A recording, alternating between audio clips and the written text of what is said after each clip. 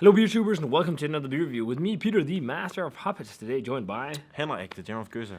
looking at a pretty special beer that we got from Kiosk. Kiosk is a great bottle shop and web shop in Copenhagen, and they now also have a bar called Rababarab. Really? Yeah, I don't think we visited it during MBCC. No. But it's a nice little place. But check them out, guys. They were kind enough to send this beer that we're trying today, and they have a great selection. I mean, they often get pretty crazy stuff. They got Churchill's Finest Hour from Lost Abbey, and that's sold out like this. But It's like when you go outside, it's just like, it looks like a normal kiosk, normal yeah, place. yeah, bottle, but when a corner store, Yeah. and then the basement has a beer store Beer that heaven. is Yeah. crazy. But this will be really fun to try because this is quite the It's not a white whale anymore, but it was back in the day. This is none other than the Rodenbach Alexander. So if you know Rodenbach Alexander, it's quite a famous beer from the Rodenbach Brewery.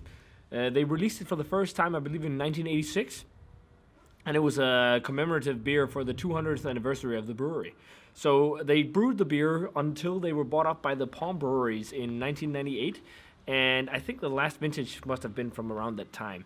So that was when they stopped brewing it. And I think during the first years of Palm Brewery's opening, Rodenbach, they only brewed like the regular beer and the Grand Cru. And then they introduced, I'm not sure if the vintage was brewed before or after, actually. I think that was a new introduction, but I'm not entirely sure. Correct me on that. But Rodenbach Alexander was for a long time known as the best Flemish red/old brune in the world. Highest rated in its style in the world. Back in the day, it was around 6%. Now this new batch is 5.6%. And it's a sour ale, Flemish sour ale, made with cherries. And what they do is that they take 2/3 of aged Rodenbach, aged for at least 2 years, in barrels, and blended with 1/3 young beer that's been macerated with sour cherries. So I'm not sure if they did it the same way back in the day, but it's really cool. This is the first re-release of it from 2016. They did another one in 2017 with a different label, but this one from 16 has got the exact same label as they did back in the day, just in a big bottle. And I think they did like a labeled version, and they also did like a version where it was wrapped in paper. And I actually reviewed one of the bottles that's been either from around the 1980s to early 90s, because it was apparently the bottle we had was for domestic sales only because of the paper wrapping or something like that. But there was the date was smeared, so we couldn't find out the actual date. But side by side, we had one of the export versions, which was for export and from at least latest around released or sold at around 1998. So this is a very historic beer for Rodenbach, and it's really cool that they decided to bring it back. Yes. So yeah, without further ado, let's check out the color on this bad boy. So Rodenbach Alexander 2016 edition pours a really nice color. Like amber red. Yeah, and also I wanted Henrik to join in on this review because I Yeah. know you're a big fan of Rodenbach. I I mean, if you watch my reviews, and I think you were in the first review. I was in the first review back in 2008, something like that. Or was it the 2008 no. vintage we had? 2008 vintage. Yeah, and we had the 2007 as well. I can't Yeah, remember. but which you one. were in Yeah. a lot of the Yeah, I Rodenbach beers, and I know he's been a big fan of Rodenbach ever since. Yeah. Caractère Rouge and all these beers. I mean, Grand Cru is my go-to beer whenever I'm having when I'm trying to introduce like a sour beer to friends Grand and Cru is a family and classic. it's like that. It's my go-to beer. It's fantastic. Yeah. Sorry, this review is probably going to be a little bit long because we ramble a bit and reminisce and talk about history. But it's nice to talk about these things once in a while, Yeah. especially when you get a brewery that's this old. It's from 1800, was it 40 something? I can't remember the exact date. 96? But it was No, it's something like yeah. But it was 76. Alexander was one of the brothers that started the brewery. But They looks go great way in the back. glass. That dark amber reddish color, nice white head. Almost like a bit Or like white, beige. Like if you don't, it's a bit like chocolate. Maybe a bit brownish as well. Maybe. It has this red brownish Yeah, kind yeah. of thing going on. Like a Flemish, right? Let's check out the aroma. That's good. Yeah. Oh, that smells really nice. Super oaky. Almost smells like you took cherries and mixed them with cognac or port wine. Yeah. Yeah. But it's the fruitiness is not as intense as in something like Caractère Rouge, No. especially the first few batches. It's reminding me of like a lighter version of that or something. yeah. It could be.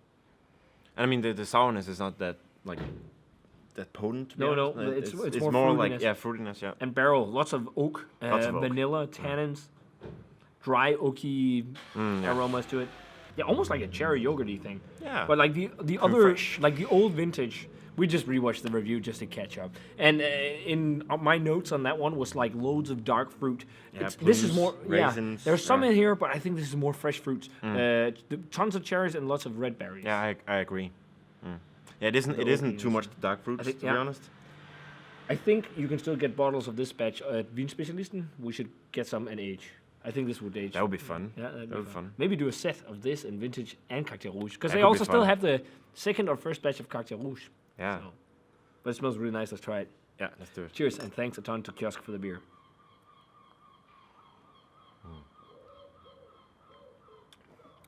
Oh, that is really nice. Such a nice... It's been so long since I've had a Flemish sour.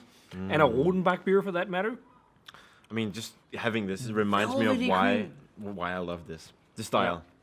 It's velvety, creamy mouthfeel, and you can really taste that that blend of mature beer and young beer gives a great combination of really nice sharp sourness, but also sweetness and like more mellow flavors.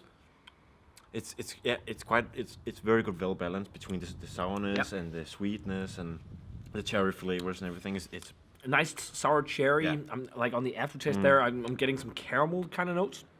Yeah. It doesn't go too much into like dark fruits, raisin, figs, prunes. It's more like fresh berries, especially cherries, and in general like forest berries, red berries on the flavor, and then oak as well, oak and vanilla. yeah. Great mouthfeel for 6? 5.6%.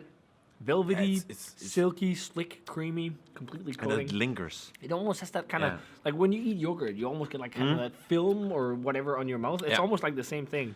You get a good coat. Yeah, basically. yeah. That's And nice. It's really nice. Just puts a smile on my face. And I like how balanced the sourness is. It's not like all sour kind of No, sharpness. you don't pucker up. You don't like. And then one thing I Really? really actually also get a lot of, which I got, I think from the original one as well, was like aged like balsamic vinegar. Yeah, I get that. That was what I was thinking about as well. Yeah. Yeah, like that like tart vigneous kind of flavor that you get from balsamic vinegar. But this Nice. is really, really nice beer. As for their newer releases nowadays, I mean, I gave this a 95 back in the day, and I'll still stick to that. I think this is a 95. This is great fucking beer. This is, right there, entry world-class level beer. If you want to know what a real awesome Flemish red or Flemish sour should taste like, this is the perfect example. And then you get that addition of cherries as well. Yeah. But I do not think it's as good as some of the vintage releases and the Cactus Rouge. I think Cactus Rouge is better than this. I was thinking the same. I must agree as well because I mean,